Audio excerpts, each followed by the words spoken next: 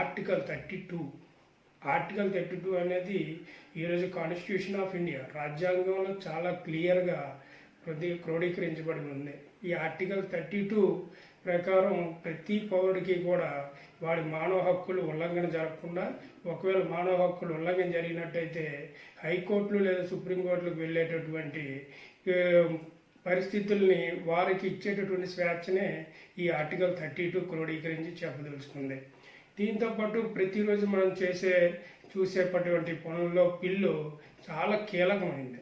ఎందుకంటే ప్రజలు ఏదైనా ప్రయోజన వ్యాజ్యాలను చేసేటప్పుడు ఆ ప్రయోజన వ్యాజ్యం ద్వారా అక్కడ ఒక సంస్థకి లేదు అక్కడ ఉండేటటువంటి అనేక మంది జనానికి దీనికి సంబంధించినటువంటి ప్రయోజనం కలుగుతుంది అనుకునేటప్పుడు ఖచ్చితంగా పబ్లిక్ ఇంట్రెస్ట్ లిటిగేషన్ని మనం ప్రజా వ్యాజ్యాన్ని వేయడం జరుగుతుంది. అయితే ప్రజా ప్రయోజన వ్యాజ్యం వేసేటప్పుడు